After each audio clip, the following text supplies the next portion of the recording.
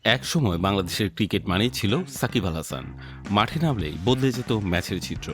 কিন্তু ২০২৪ সালের ৫ আগস্টের রাজনৈতিক পালাবদলের আগেই তিনি দেশের বাইরে ছিলেন। আওয়ামী সরকারের পতনের পর আর ফেরা হয়নি তার। মাঠের বাইরেই পরিবর্তন যেন ছায়া ফেলেছে ২২ গজে। তাই তার অনুপস্থিতি এখন শুধু একজন ক্রিকেটারের অভাব নয়, সময়ের আলোচিত এক অধ্যায়। ত্রয়োদশ জাতীয় সংসদ নির্বাচনে নিরঙ্কুশ সংখ্যাগরিষ্ঠতা পাওয়ার পর বাংলাদেশ জাতীয়তাবাদী দল সরকার গঠনের পথে। পরিবর্তিত রাজনৈতিক পরিস্থিতিতে সাকিব আল হাসানের দেশে ফেরা এবং জাতীয় দলের প্রত্যাবর্তন নিয়ে কৌতূহল বাড়ছে।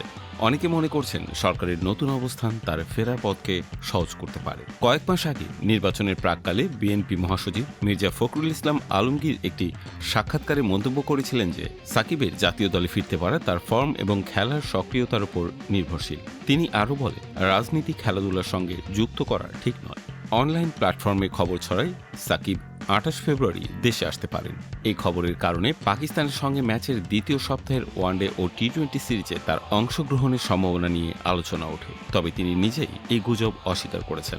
দেশে ফেরার কোনো পরিকল্পনা নেই বলে জানিয়েছেন। এর আগে মাগুরা শহরে তার বাড়ির প্রধান ফটকের মেরামত কাজকে কেন্দ্র করে দেশে ফেরার গুঞ্জন উঠেছিল।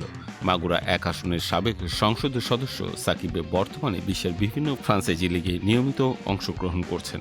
দেশের ক্রিকেট অঙ্গনে অনুপস্থিত থাকলেও মাঠে তিনি সক্রিয় রয়েছেন। ৩৮ বছর বয়সী এই অলরাউন্ডার দেশের মাটিতে লাল সবুজ জার্সি গায়ে জড়িয়ে অবসর নেয়ার ইচ্ছা প্রকাশ করেছেন। জাতীয় দলের হয়ে তার সর্বশেষ টেস্ট খেলা হয়েছিল ২০২৪ সালের অক্টোবরে কানপুরে। শেষ টি-20 খেলেছেন একই বছর জুনে, আর শেষ ওয়ানডে ছিল ২০২৩ সালের নভেম্বরে। সব মিলিয়ে ভবিষ্যৎ যতই অনিশ্চিতই হোক না কেন, আলোচনার কেন্দ্রবিন্দু এখন সাকিব আল হাসান।